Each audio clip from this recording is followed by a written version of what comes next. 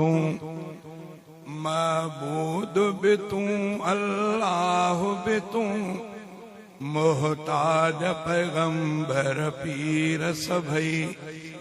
मोहताज पैगंबर पीर सभई आहे बारी बेपरवाह भी तूं मिठा मालिक तूं ऐं ख़ालिक तूं जंहिंखे कीन घुरे सो कीन वरे तोड़ी गौस नबी तलकीन करे जंहिंखे कीन घुरे सो कीन वरे तोड़े गौस नबी तलकीन करे भला कलमो अबू जहल कीअं भरे जंहिंखे पाण करे गुमराह भी तूं मिठा मालिक तूं ऐं ख़ालिक तूं रखे आब आतश हिक चीज़ अंदर बीबी आसिया खे फिरऔन जे घर रखे आब आतश हिक चीज़ अंदर बीबी आसिया खे फिरऔन जे घर बीबी लूत मथां तो वसाया पत्थर कुछ केर तो सां आई शाह भी तूं मिठा मालिक तूं ऐं ख़ालिक तूं महबूद भी तूं अल्लाह भी तूं मोहताज पैगंबर पीर सभई आहे बारी बेपरवाह भी तूं मिठा मालिक तूं ऐं ख़ालिक तूं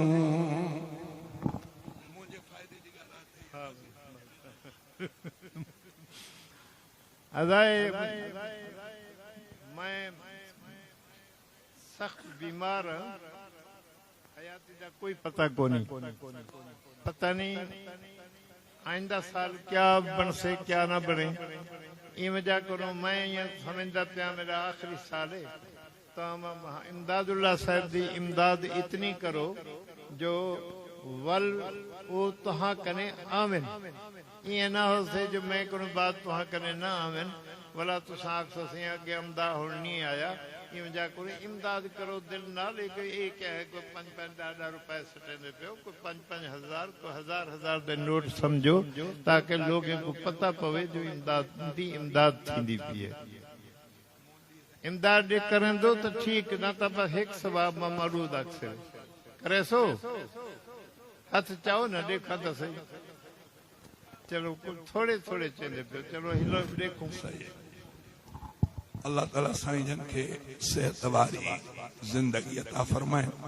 असां के पैसा मिलन न मिलन साईं जो वजूद असां जे कीमती आ अल्लाह को दुआ है अल्लाह ताला साईं जन के सेहत सां वडी जिंदगी ॾियनि मिठा मालिक तूं ऐं ख़ालिक तूं महबूद भी तूं अल्लाह भी तूं मोहताज पैगंबर पीर सभई आहे बारी बेपरवाह भी तूं मिठा मालिक तूं ऐं ख़ालिक तूं अबाबील सफ़ील दलील कयई आज़ाद आड़म खलील कई अबाबील सफ़ील दलील कयई आज़ाद आड़म खलील कई फिरऔन ले दोज़ख नील कई पाण ड्राही ठाही ठाह भी तूं मिठा मालिक तूं ऐं ख़ालिक तूं महबूद भी तूं अल्लाह भी तूं मोहताज पैगंबर पीर सभई आहे बारी बेपरवाह भी तूं मिठा मालिक तूं ऐं ख़ालिक तूं तोखे काणे न कंहिंजे इबादत जी न का सौम सलात सखावत जी तोखे काणे न कंहिंजे इबादत जी न का सौम सलात सखावत जी वठे बुछड़ो राह हिदायत जी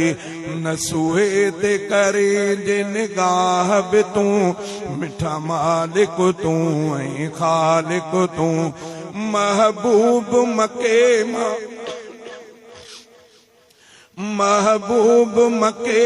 लॾायो कहीं हथां दुश्मन दोस्त सतायो कहे